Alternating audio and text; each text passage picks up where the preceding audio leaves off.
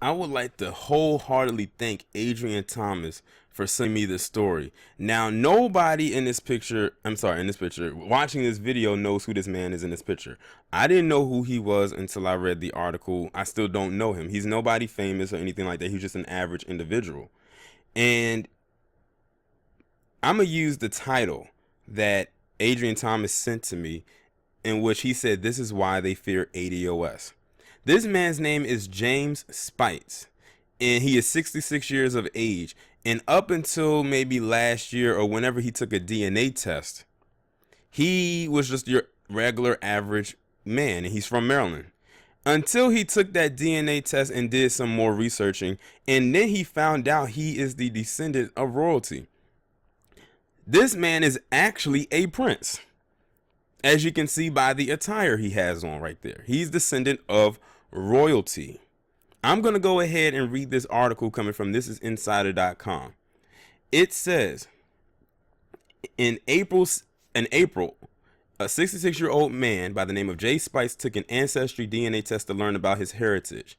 After putting his results through a secondary database designed for African Americans, he learned that he was a descendant of the ninth king of Alada in Benin.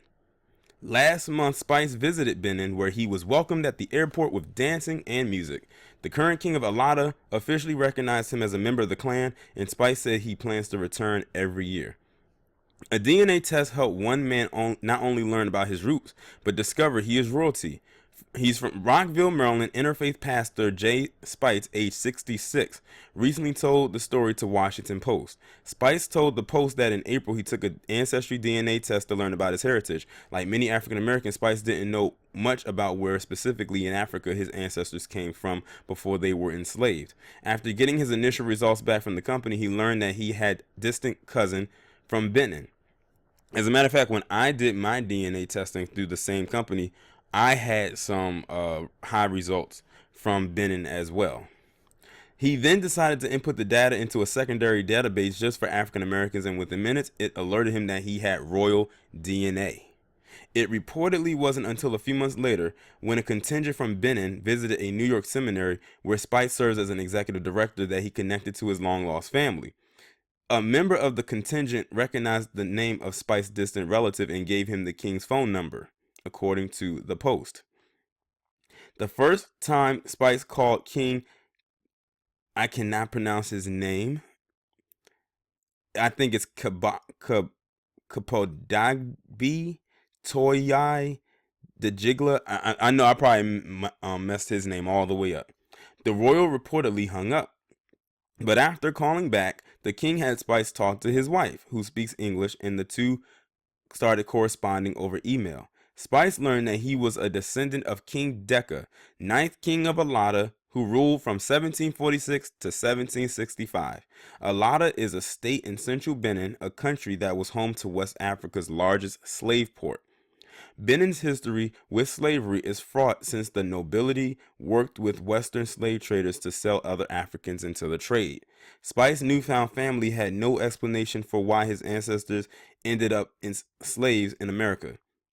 They told him that the royal family would never sold their own people into slavery. Spice told the Post he traveled to Benin for the first time last month after receiving an invitation from his royal relatives. He was met at the airport with dancing and music and was later enthroned by the king, who gave him crowns and white lace robes to signal his work as a holy man. He was also given a new name, Vidakon Deka, which means the child who came back. That's an interest. That's dope. I thought I was going to go hang out with the family, do some sightseeing, he told the Post, but this was something else. Spice plans to return to Benin every year and will bring his brother, daughters, and his wife the next time.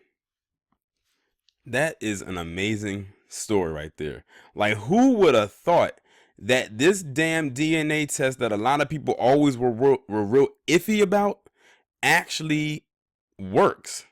Like, and when they show the Ancestry DNA commercials or the 23andMe commercial, they usually only talk about the immediate family and things of that nature. This guy was able to trace his lineage with this damn DNA test to find out he was royalty. That is crazy. That is wild. And it says he's from Rockville. I'm familiar with Rockville. Rockville, for me, is about almost an hour away. That, like, this story is simply amazing. That's why I said thank you, Adrian, for sending me this story. Like, this is amazing. Like, how you don't hear stuff like this every day. You really don't. And now I see why he sent me this in the subject line of the email. This is why they don't want us to know. Let me see exactly what it said again. This is why they fear ADOS. Because if we trace back far enough, we might end up finding out stuff like this guy did.